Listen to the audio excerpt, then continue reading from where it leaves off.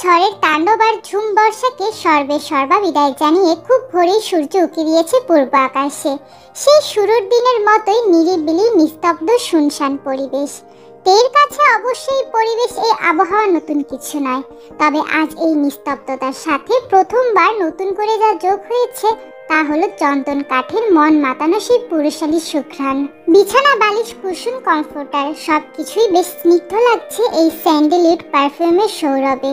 তের মনে হচ্ছে গত কয়েক দিনের নির্ঘুম রাতের কাছে আজকে এই আরামদায়ক ঘুমটুকুই অমৃত সমান। ব্যথাত্মক শরীরটাকে একটুখানি নাড়িয়ে চাড়িয়ে অন্যদিকে ঘুরে তে আবারও ঘুমের দেশে পাড়ি জমালো, কিন্তু তে এই অমৃতসম আরামদায়ক ঘুম গাঢ় হতে পারল না খুব একটা। তার আগেই কানে ভেসে এলো ইলেকট্রনিক্স মেশিনের ভসভস শব্দ। অগাত্তাই ঘুমের ঘোর কাটিয়ে পিটপিট করে চোখ খুলতে সঙ্গে সঙ্গেই তের মনে পড়ে যায় ঝড় আর বৃষ্টি স্নান্ত নির্ঘুম বিগত রাতের কথা, কিছু ঘোর লাগা মুহূর্ত, আর তারপর জাঙ্কুকের অনেকটা কাছে আসা। সবকিছুই এখনো সুস্পষ্ট তের মস্তিষ্কে। তীব্র লজ্জায় তের চোখ দুটো খিচে বন্ধ করে নিল। হঠাৎ করে তের মাথায় একটা প্রশ্ন এসে উকি দিল, তখন তো গাড়িতে ছিলাম, এখন তাহলে কোথায়? তে এবার চোখ ঘুরিয়ে চাইলো ওয়ার মিররের দিকে, দেখলো জাঙ্কুক আয়নার সামনে দাঁড়িয়ে হেয়ার ড্রায়ার দিয়ে ব্যাক ব্রাশ করে চুলগুলো শুকাচ্ছে। জাঙ্কুককে দেখার সঙ্গে সঙ্গে তে তড়িৎ গতিতে কমফোর্টারের মধ্যে মুখ লুকিয়ে নিচু স্বরে বিড়বিড়ালো, নির্লজ্জ নির্দয় লোক। ওদিকে তে নড়াচড়া টের পেয়ে জাঙ্কুক হাতে কাজ চালাতে চালাতে তেকে ডাকলো, মিসেস জিয়ন তেহাং। জাঙ্কুকের এহেন সম্বোধনে কমফোর্টারের মধ্যে উষ্ণতায় ছেয়ে গেল তের সর্বাঙ্গ। জাঙ্কুক পুনরায় বলল, এটা আপনার বাপের বাড়ি নয় মিসেস জিয়ন, এটা আপনার স্বামীর বাড়ি, তাই 12টা পর্যন্ত ঘুমানোর বদ অভ্যাসটা দূর করতে হবে, কজ আপনার হাজবেন্ডকে সকাল সকাল ভার্সিটি যেতে হয়। তের পরনে এখনো জাঙ্কুকের সাফেদ রঙা শার্টটা, সামনের দিকে শার্টের দুটো বোতাম খোলা। তে নিজের অপটু হাতে বোতাম দুটো লাগাতে লাগাতে জাঙ্কুকের দিকে তাকিয়ে মিনমিনিয়ে শুধালো, বাসায় কি করে এলাম? ভূতে নিয়ে এসেছে তোকে। জাঙ্কুকের সাবলীল চোখ দুটোর দিকে তাকাতেই বারংবার তের মনে পড়ে যাচ্ছে কাল রাতের অশান্ত আর ঘোর লাগানো দৃষ্টিপাতের কথা, যাতে উপেক্ষা করতে পারেনি। নিজের অজান্তেই আপন করে নিয়েছিল সেই মিষ্টি যন্ত্রণাটুকু, অথচ এখন সেসব কথা মনে পড়তেই তের লজ্জায় মরে যেতে ইচ্ছে করছে। দেখে চুপ থাকতে দেখে জাঙ্কুক পুনরায় বলল, ঘুম না হলে ঘুমোতে পারিস, ডিস্টার্ব করবো না। তে না সূচক মাথা নেড়ে মিনমিনিয়ে বলল, আপনার মাথার ব্যান্ডেজ কোথায়? ফ্রেশ হওয়ার ছিল তাই খুলে ফেলেছি। তাই বলে পুরো ব্যান্ডেজ খুলে ফেলতে হবে? আপনি এত ছন্ন ছাড়া কেন বলুন তো? কাল পুরোপুরি স্বামীর অধিকার দিয়েছিস আর আজই শাসন করা স্টার্ট? জাঙ্কুকের কথা তে গায়ে না মেখে ফোঁস করে একটা দীর্ঘ নিঃশ্বাস ছেড়ে উঠে দাঁড়ালো। জাঙ্কুকের শার্টটা তে হাঁটুতে গিয়ে ঠেকেছে। তে সেটাকে টেনে হিচড়ে আরো খানিকটা নিচে নামাতে নামাতে বলল, এখানে তো আমার কোনো জামা কাপড় নেই, কি পরবো? ক্লোজেট ভর্তি জামা কাপড় আছে, যা খুশি পর গিয়ে। ওগুলো তো আপনার, আমি কি করে পরবো? আমার যা তাই তোর, এখন থেকে আমার ড্রেসই পরবি তুই, সব তোর। জাঙ্কুকের কথায় তে দাঁত দিয়ে নখ কামড়াতে কামড়াতে বিড়বিড়িয়ে বলল, আশ্চর্য লোক, এমন ভাবে বলছেন যেন সে ইনারও পড়ে। পড়ার দরকার নেই। কি? জাঙ্কুক এবার স্পষ্ট আওয়াজে তের দিকে তাকিয়ে বলল, আমার সামনে ইনার পড়ার দরকার নেই, তোকে এসব ছাড়াই সুন্দর লাগে। জাঙ্কুকের এমন কথায় তে দ্রুত মাথা নিচু করে ওয়াশরুমের দিকে যেতে যেতে বলল, নির্লজ্জ বেহায়া লোক, মুখে লাগাম নেই, কোনো লজ্জা শরম নেই ওনার। ওনার লজ্জা নাই থাকতে পারে, তাই বলে কি আমারও নেই? হঠাৎ তের চোখ আটকে যায় তের পায়ের নুপুর জোড়াতে। অদ্ভুত তো, আমার নুপুরগুলো এমন সোনালি রং হয়ে গেল কেন? জাঙ্কুক এবার তের সামনে এসে দু পকেটে হাত গুজে বলল, আর কবে বড় হবি রে? তুই বড় হতে হতে তো আমি বুড়ো হয়ে যাব। কেন, কি হয়েছে? না কিচ্ছু না, পিচ্চি বউ আমার, সে সোনা আর উপর পার্থক্য বোঝে না, তাই বললাম আর কি। অবশ্য দোষটা আমারই। জাঙ্কুক মনে মনে বলল, যখন পড়িয়েছিলাম তখন তো তুই ঘুমের ঘোরে ছিলি, জানার কথাও নয়। এভাবে কেন বলছেন? কি করেছি আমি? কিছু করিসনি। হেঁটে যেতে পারবি নাকি হেল্প করব? আবার জাঙ্কুকের সেই লাগাম ছাড়া কথাবার্তা শুনে তে দাঁত কিরমিরিয়ে বলল, পারবো আমি, শুনুন তো। একটা লম্বা হট শাওয়ার নিয়ে তে পা টিপে টিপে হলরুমে প্রবেশ করতেই দেখলো জাঙ্কুক কাউচে পিঠ থেকে মেঝেতে বসে বাইক রাইডিং গেমস খেলার প্রস্তুতি নিচ্ছে। জাঙ্কুককে দেখে তে একটা দীর্ঘশ্বাস ছাড়লো। অযাচিত মনটা লাফিয়ে উঠে শুধালো, আপনি কি করে থাকেন এতটা একা একা? কষ্ট হয় না বুঝি? তে সেই তখন থেকেই করুণ চাহনিতে জাংকুকের দিকে তাকিয়ে আছে। জাংকুক বিষয়টা দেখেই গেমটা পজ করে কানের হেডফোন নামিয়ে বলল, এভাবে ডিস্টার্ব করতে মন চাইলে রুমে চল, আমিও একটু মন ভরে দেখি তোকে। কাল রাতে মন ভরেনি। জাংকুকের কথা গায়ে না মেখে তে কিচেনের দিকে যেতে যেতে বলল, খিদে পেয়েছে, কি রান্না করা যায় বলুন তো? খবরদার, তুই কিচেনে যাবি না তে। কিচেনে না গেলে রান্না কিভাবে করব? ফ্রিজে সালাদ আর পাস্তা রাখা আছে, গরম করে খেয়ে নে। ইয়াক, আমি এসব খেতে পারবো না। তাছাড়া রান্না করলে সমস্যাটা কোথায়? আগেও তো রান্না করতাম আর আপনিও খেতেন, তাহলে এখন কিসের অসুবিধা আপনার? আগের কথা ভুলে যা, এখানে তোকে রান্না করার জন্য আমি আনিনি। তাহলে কেন এনেছেন শুনি? এই শেষ কথাতে জাংকুক মনিটরে গেমটা পজ করে রিমোট কন্ট্রোলটা কাউচের উপর ছুঁড়ে ফেলে দিয়ে তের দিকে এগিয়ে এসে তের কানের কাছে মুখ নিয়ে নিশালো আওয়াজে বলল, জান, দুটো রিজন। এক, ইচ্ছে মতো আদর করা, আর দুই, তোকে আমার অভ্যেসে পরিণত করার জন্য। জাংকুকের কথায় তের অযাচিত লজ্জায় মিলিয়ে যাওয়া মুখখানা হুট করে আড়াল করে উল্টো হয়ে দাঁড়িয়ে পড়ল তে। তের পরনে জাংকুকের ব্ল্যাক ওভারসাইজড টি শার্ট আর একটা 3/4 প্যান্ট।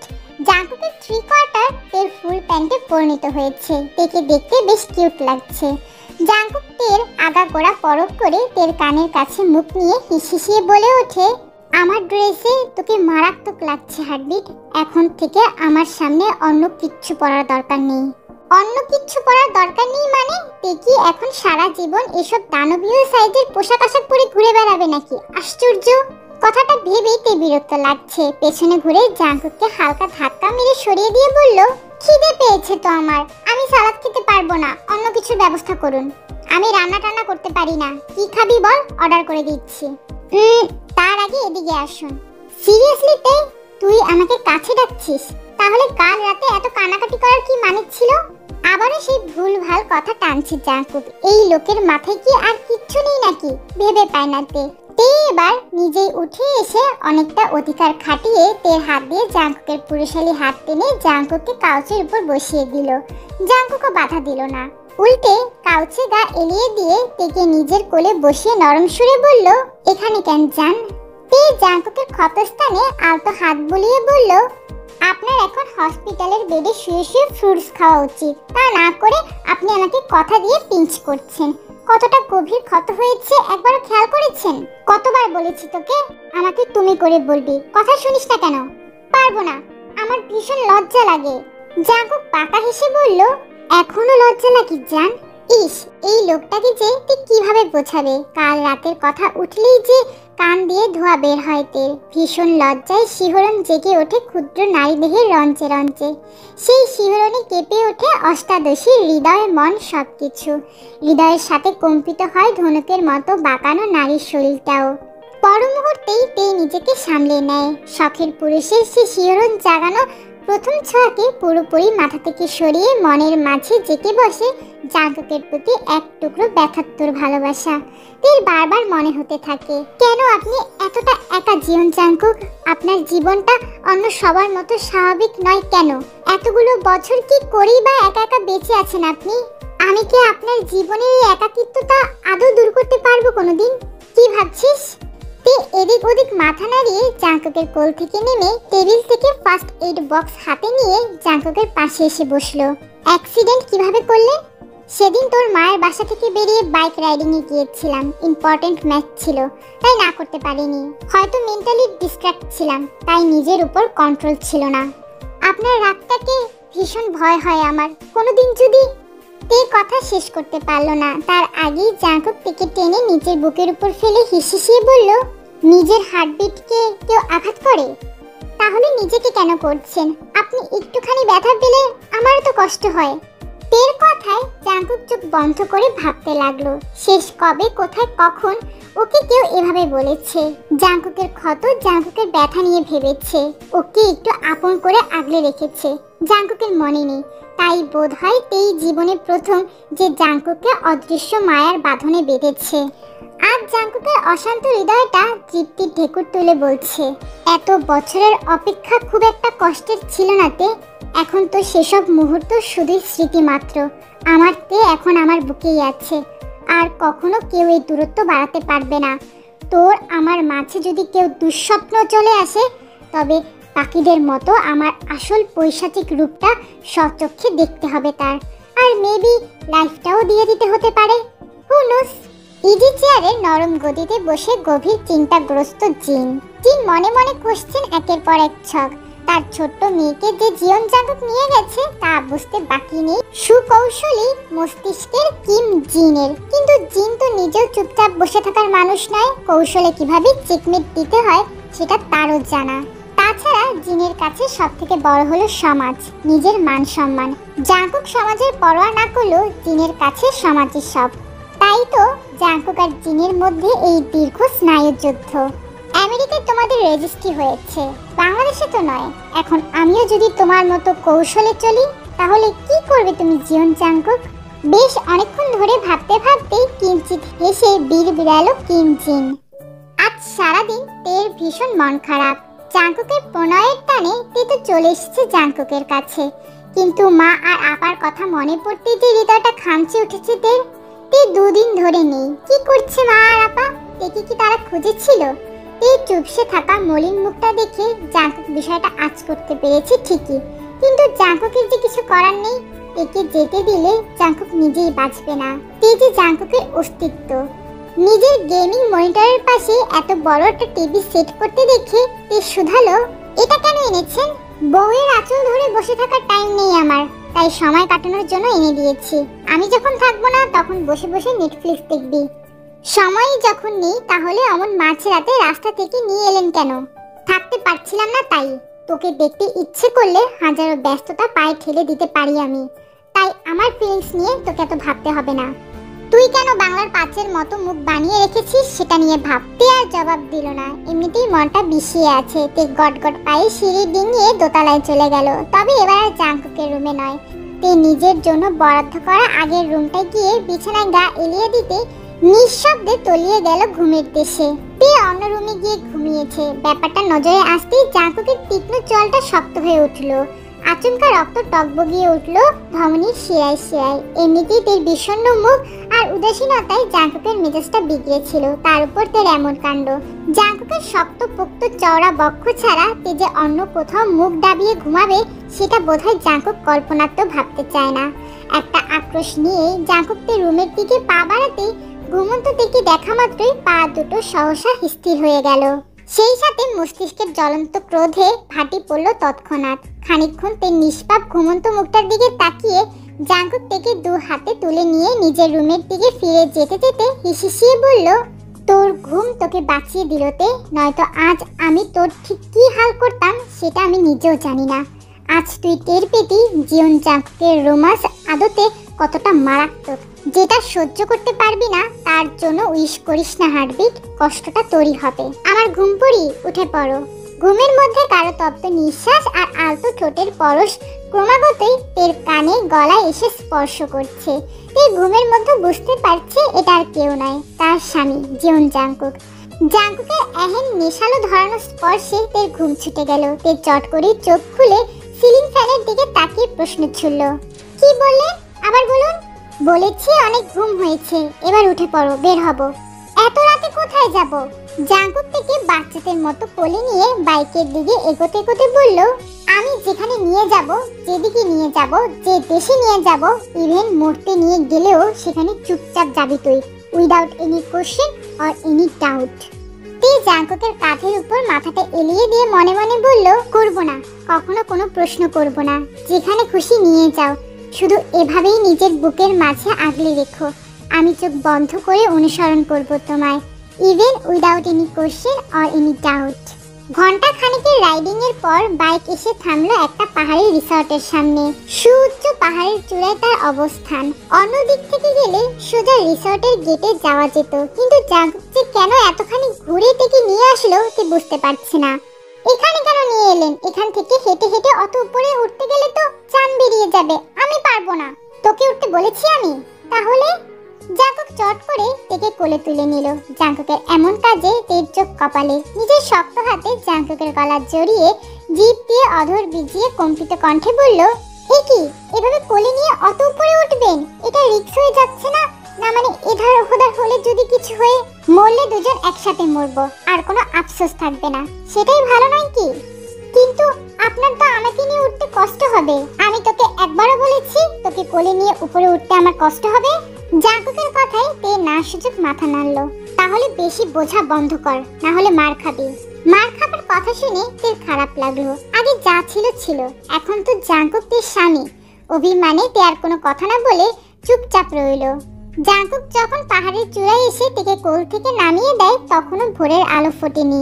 আশেপাশে মানুষের কোনো আনাগোনাও নেই। তের কয়েক কদম সামনে একটু এগোতেই গভীর খাত, অথচ জাঙ্কুক সেখানে গিয়ে পা ঝুলিয়ে বসে আছে। আবার তেকেও আঙ্গুলের ইশারা দিয়ে আসতে বলছে। আমি ওখানে যাব না, আমার ভয় করছে। তাছাড়া নিচের দিকে তাকালে আমার কেমন গা গুলিয়ে উঠবে। আমি থাকতে ভয় কিসের তোর? এতটুকুই যথেষ্ট ছিল তের আত্মবিশ্বাস ধরে রাখার জন্য। তে জানে জাঙ্কুক থাকতে তের গায়ে একটা সূক্ষ্ম আঁচও লাগতে দিবে না। তে এগিয়ে গিয়ে বসতেই জাঙ্কুক চট করে তের কোলে মাথা দিয়ে শুয়ে পড়ল। কি করছেন? খাদে পড়ে যাবেন তো। জাঙ্কুক টু শব্দ করলো না। হাত উঁচিয়ে এক টানে তের চুলের গার্ডারটা খুলে দিয়ে তের রেশমের মতো লম্বা চুলগুলোকে নিজের বুকে জায়গা করে দিয়ে বলল, গোলা চুলে তোকে বরাবরই অ্যাট্রাকটিভ লাগে, আমি পাগল হয়ে যাই। জাঙ্কুকের কথায় তে ভুরো কুঁচকালো। কি প্রশ্নে কি উত্তর দিলেন উনি? কি বলছেন এসব? জাঙ্কুকের হাতটা নিজের চুলের ভাঁজে ঢুকিয়ে দিয়ে বলল, হাত বুলিয়ে দে, ঘুমাবো। কাল সারা রাত আমি ঘুমোইনি। কেন ঘুমাননি? নিষেধ করেছিলাম আমি? তোর জন্যই তো ঘুমাতে পারিনি। নিজের রূপ দেখিয়ে আমাকে সিডিউস করেছিস, তোর শাস্তি হওয়া উচিত। বারে, আপনি বুঝি আমাকে খুব ঘুমোতে দিয়েছিলেন? গাড়ির মধ্যেই তো। কথাটা শেষ করার আগেই নিজের জিভে লাগাম টানলো তে। নিজের লাগামহীন কথায় নিজেরই লজ্জা লাগছে খুব। তে মনে মনে ভাবছে, সব দোষ এই জীবন জাঙ্কুকের। ওনার সাথে 2 দিন থেকেই ঠোঁট কাটা হয়ে গিয়েছি।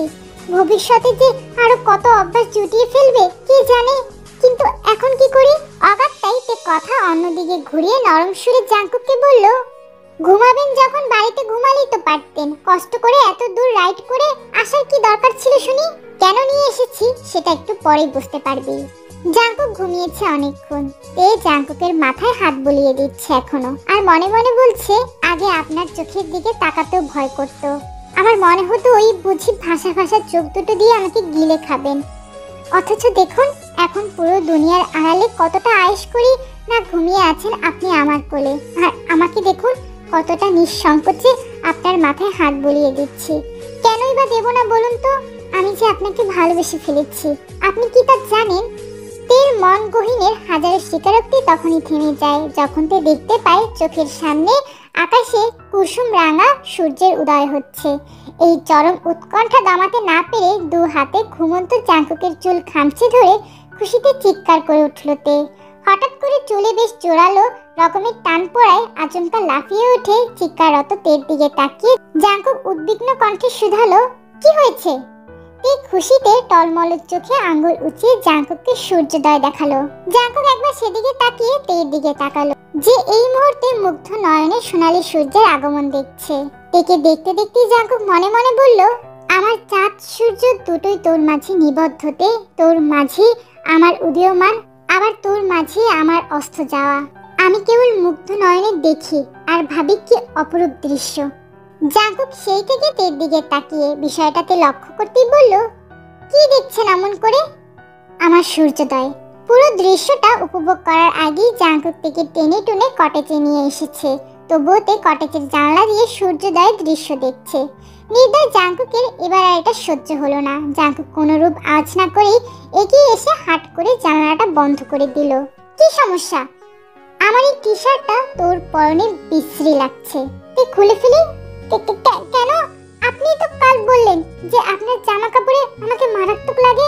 জাঙ্কুক নিজের বলিষ্ঠ হাতে তের পরনের টি শার্টটা তিনি খুলতে খুলতে নিশালো স্বরে বলল, কাল পরার পরে মারাত্মক লেগেছে, আর আজ খোলার পরে depends on my mood baby. তা অনাকাঙ্ক্ষিত ঘটনাকে কেন্দ্র করে আজ 4 দিনের মাথায় আবারও সান ফ্রান্সিসকোতে ফিরে যাচ্ছে তের মনে একরাশ ভয় আর দ্বিধা। কিভাবে মা আর আবার মুখোমুখি হবে? কিন্তু পাশে বসা জাঙ্কুকের গম্ভীর মুখটা দেখে তের তাও ভাবতে ইচ্ছে হলো না এখন। অনেকক্ষণের নীরবতা ভেঙে তে জাঙ্কুককে শুধালো, কবে ফিরবেন? খুব শীঘ্রই। আপনি একাই যাচ্ছেন? না, সুগার সাথে যাচ্ছে। আমাকে নিয়ে গেলে হতো না? তোকে নিয়ে যেতে পারলে আমার চেয়ে খুশি আর বোধহয় কেউ হতো না, কিন্তু সেটা সম্ভব নয়। মিডিয়ার ধারে কাছেও আমি তোকে অ্যালাউ করব না। তে অগত্যা হ্যাঁ সূচক মাথা নাড়িয়ে শুকনো মুখে গাড়ি থেকে নেমে গেল। তের সাথে জাঙ্কুককেও নামতে দেখে তে শুধালো, আবার আপনি নামতে গেলেন কেন? আপনার ফ্লাইট মিস হয়ে যাবে তো। জাঙ্কুক তের ঘাড় টেনে তেকে নিজের কাছে নিয়ে এসে তারপর কাতর কণ্ঠে বলল, একবার তুমি করে ডাক, তারপরে চলে যাচ্ছি। তে জাঙ্কুকের গলাটা দু হাতে জড়িয়ে ধরে হিসিয়ে বলল, আপনি ফিরে আসুন, তারপর আপনার সব আবদার মিটাবো, প্রমিস। তোর মাকে ম্যানেজ করা একান্তই তোর ব্যাপার, বাট আমি ফিরে এলে আমার সাথে আমার বাড়িতে ফিরবি তুই। That's my order. বুঝেছি, এখন যান। কথা শেষে তে সামনের দিকে এগোলো। তের হঠাৎ দূরত্বে জাঙ্কুকে কেমন জানি দম আটকে আসছে, মনে হচ্ছে জাঙ্কুকের হার্টবিট ফেল করছে। জাঙ্কুক চোখ বন্ধ করে কিছু একটা ভাবলো, তার পরক্ষণে গলা উঁচিয়ে বেশ স্পষ্ট আওয়াজে বলল, আই লাভ ইউ তে। জাঙ্কুকের গলা ক্ষুদ্র ক্ষুদ্র কয়েকটা শব্দে পা দুটো আচমকা থমকে গেল তের। সামনে পা বাড়ানোর আর শক্তি হলো না, পুরো শরীর মন ছেয়ে গেল অজানা শিহরণে। তে আর এভাবে দাঁড়িয়ে থাকতে পারলো না, দৌড়ে গিয়ে ঝাঁপিয়ে পড়লো জাঙ্কুকের বুকে। অতঃপর গলা খাদে নামিয়ে রিনরিনে আওয়াজে বলল, আমিও আপনাকে ভালোবাসি জিয়ন জাঙ্কুক, খুব ভালোবাসি। জাঙ্কুকের গাড়িটা এয়ারপোর্টের দিকে যত এগোচ্ছে তত যেন জাঙ্কুকের হৃদয়টা অদৃশ্য বেদনায় তপ্ত খাড়ার মতো খাখা করছে। আজ থেকে অমনি করে একা ফেলে আসতে জাঙ্কুকের মন সায় দেয়নি। তাই তো জাঙ্কুক ইউনোকে বলে এসেছে তের বাসার দিকে সর্বক্ষণ নজর রাখতে। তের কথা ভাবতে গিয়ে পাশে পড়ে থাকা মোবাইল ফোনটা হাতে নিল জাঙ্কুক। অতঃপর গ্যালারিতে ঢুকে স্ক্রল করতে লাগলো কাল ভোরে ধারণকৃত কিছু একান্ত মুহূর্তের। শরীরে সাফেদ রঙা কমফোর্টার জড়িয়ে গাল ফুলিয়ে বসে থাকা তের বেশ কিছু ছবি। কেটে কেটে লাল বর্ণ ধারণ করেছে সুন্দর ফর্সা কোমল মুখটা। ছবিটিতে রাগের কারণ ভাবতে ভাবতে আজও নরম করে হেসে ফেলল জাঙ্কুক। কাল মিষ্টি ভোরের নরম আলোতে মিষ্টি তেকে নিজের মতো করে কাছে টেনেছিল জাঙ্কুক। এরপর তের ছোট্ট শরীরে চলছিল জাঙ্কুকের দীর্ঘক্ষণের রাজত্ব আর কৃতিত্ব। কি হয়েছে, কাঁদছিস কেন? তে বরাবরই জাঙ্কুকের কাছে বাচ্চা সম। জাঙ্কুকের প্রশ্নে তে ফ্যাচ ফিচিয়ে কেঁদে উঠল। শরীরে একটা সুতাও নেই। কোনো মতে চাদরটাকে শরীরে পেঁচিয়ে তে অস্পষ্ট আওয়াজে ফোপাতে ফোপাতে বলল, আপনি সেদিন গাড়িতে বলেছিলেন আমাকে একটুকু কষ্ট দেবেন না, সবসময় চিন্তাও থাকবেন, অথচ আজকে দেখুন আপনার ভালোবাসার চোটে আমি আহত হয়ে গিয়েছি। বেশি লেগেছে? ডক্টরের কাছে যেতে হবে। চুপ করুন বেহায়া লোক, এসব অসুস্থতা নিয়ে কে ডক্টরের কাছে যায়? কেউ না গেলেও তুই যাবি, কারণ তোকে নিয়ে আমি একটুকু রিস্ক নিতে পারবো না। এমনিতেও এসবের জন্য তোর বয়সটা কম। জাঙ্কুক কথা শেষ করে তেকে কোলে নেবার জন্য উদ্ধত হলে তে লাফ দিয়ে বিছানা থেকে নেমে পড়ে। তবে বেচারির পা দুটো অবশ হওয়ার ফলে তে মাটিতে পড়ে যায়। তের এমন নাজেহাল অবস্থা দেখে জাঙ্কুক ঠোঁট চেপে হাসে। অতঃপর এগিয়ে গিয়ে তেকে কোলে তুলে তের কানের কাছে মুখটা নিয়ে নেশালো স্বরে বলল, আগেই বলেছিলাম তোকে ডার্ক রোম্যান্স আমার বেশি পছন্দ। জাঙ্কুকের কণ্ঠে মাদকতা, চোখ দুটোতে কামনার জোয়ার। জাঙ্কুকের এমন দ্রুত নিঃশ্বাসে ভরকে যায় তে। কি হয়েছে আপনার? জাঙ্কুক তেকে বিছানায় ছুঁড়ে ফেলে দিয়ে তপ্ত আওয়াজে বলল, from now on I won't to be gentle anymore baby, so be a good girl, okay? কি? তেকে আশ্চর্যের সীমানার তুঙ্গি নিয়ে ঠোঁটের কোণে একটা মারাত্মক হাসি ঝুলিয়ে বেড সাইড টেবিলের ড্রয়ার থেকে একটা হ্যান্ডক্রাফট বের করতে করতে জাঙ্কুক বলল, ভয় নেই, আমার সাথে থাকলে অভ্যেস হয়ে যাবে। দয়া মায়াহীন নির্দয় পাষাণ সাইকো বদমাশ লোক একটা। তের এত গালাগাল জাঙ্কুকের কানে না নিয়ে জাঙ্কুক তের কপালে টকাশ করে একটা গভীর চুমু এঁকে দিয়ে নির্লিপ্ত কণ্ঠে শুধালো, ব্যথা কমেছে জান? আপনি আমাকে কষ্ট দিয়ে আনন্দ পান তাই না? তুই আমার সম্পত্তি বেবি, তোর সবকিছু আমার জন্য বিলং করে। যেখানে খুশি যেভাবে খুশি আমি তোকে আদর করার অধিকার রাখি। এটাকে যত দ্রুত পজিটিভলি নিবি তত তাড়াতাড়ি তোর কাছে সবকিছু স্বাভাবিক মনে হবে। হঠাৎ করে খবর আসে জাঙ্কুকের মা অর্থাৎ জাঙ্কুকের আপন মা মারা গেছেন। মারা যাবার আগে তিনি নিজের কৃতকর্মের জন্য অনেক আহাজারি করেছে। জাঙ্কুককেও শেষবার দেখার জন্য ছটফট করেছিলেন, কিন্তু জাঙ্কুকে ইচ্ছে করে যায়নি। তবে মা তো শেষ কৃত্যে যে বড় সন্তান হিসেবে জাঙ্কুককে যেতেই হবে। আমার শাশুড়ি মায়ের শেষ কৃত্যের জন্য আপনি কাল এলে যাচ্ছেন তাই তো? জাঙ্কুক হ্যাঁ সূচক মাথা নাড়ে। তাহলে এই সুযোগে আমিও একটু আমার মায়ের কাছে যাই। মা তো মেয়ের মুখের দিকে তাকিয়ে সবটা মেনে নেবে, দেখবেন। আমি কথা দিচ্ছি, আপনি ফিরে এসে দেখবেন সবকিছু স্বাভাবিক আর কতটা সুন্দর হয়ে গেছে। জীবনে আর কখনো আপনি একা হবেন না, আর না কখনো আমরা দুজন আলাদা হব। এইবারই শেষ। জাঙ্কুক থেকে দাঁড় করিয়ে তের বুকে মাথাটা রেখে চোখ দুটো বন্ধ করে বলল, একটা সত্যি কথা বলি, পুরো দুনিয়াতে তুই ছাড়া আমার আর কেউ নেই। তুই না থাকলে এই বাড়িটার মতন আমিও ফাঁকা হয়ে যাই। কি ভীষণ যন্ত্রণায় কাতরাই আমি, তা শুধু আমি জানি। তুই আমার অবসেশন, আমার মাদকতা, আমার স্লিপিং পিলস, আমার দিন, আমার রাত, আমার করণ, আমার ভাঙন, আমার জীবন, আমার মরণ, সবকিছু। তাই কখনো যদি আমার থেকে দূরে যাওয়ার চেষ্টাও করিস, সেদিন তোর যন্ত্রণাদায়ক ভাগ্য আমি নিজের হাতে লিখব, জান। গাড়িতে বসে গতকালকের কথা ভাবতে ভাবতে আজও জাঙ্কুক আবারও একবার আওড়ালো, আই রিপিট, আমার থেকে দূরে গেলে তোর জীবনে কাল বৈশাখী ঝড় তুলে ছাড়বো আমি। দেখ সানা, ওখানে একটা চার্চ। তো তো মানে চল গিয়ে ফাদারের কাছ থেকে আশীর্বাদ নিয়ে আসি। উপরে উপরে সানাকে পটালেও ভেতরে ভেতরে ইউনো বলল, বজ্জাত মহিলা, একবার চার্চে চল। ফাদারের কাছ থেকে বশীকরণ পানি এনে যদি না খাইয়েছি তোকে, তবে আমার নামও ইউনো নয়। না, যাব না, সন্ধ্যা হয়ে গিয়েছে, চল ফিরে যাই। এমন করে না জান, সামনে বিয়ে করতে হবে না, একটু চল না। ঠিক আছে চল। ইউনো সানাকে নিয়ে চার্চে ঢুকতে যাবে, এমন সময় কোথা থেকে যেন হাঁপাতে হাঁপাতে উদয় হলো জেহব। শালা বিয়ানির এলাচ, আসার আর টাইম পেলি না? চুপ কর ইউনো, আগে ওকে শ্বাস করার সুযোগ দে। দিলাম। অনেকক্ষণ পর জেহব পানি পান করে একটু শান্ত হয়ে ইউনোকে বলল, জেকে তোর প্রেমের 12টা বাজালো বলে দোস্ত। কেন, কি হয়েছে? তোকে না ঘুরে আসতে বললাম তোদের বাসার সামনে থেকে? একটু এতটুকু দায়িত্ব পালন করতে পারিস না? হাদারাম কোথাকার। আরে সেখানেই তো গিয়েছিলাম, গিয়ে দেখি তোদের অ্যাপার্টমেন্টে অন্য ভাড়াটিয়ে উঠেছে। তেরা নেই? নেই মানে? হুট করে কোথায় গেল তেরা? ইউনোর ভয়ার তো চাহনি দেখি সানা আগ বাড়িয়ে জিহুদকে শুধালো, আজ প্রায় 10 দিন হতে চললো, জাঙ্কুক এখনো এলে থেকে ফিরেনি না? ওর মায়ের বেশ কিছু উইশ পূরণ করতে টাইম লাগছে, তবে আজ কিংবা কালের মধ্যে তো ফিরে আসার কথা। I wish everything will be fine.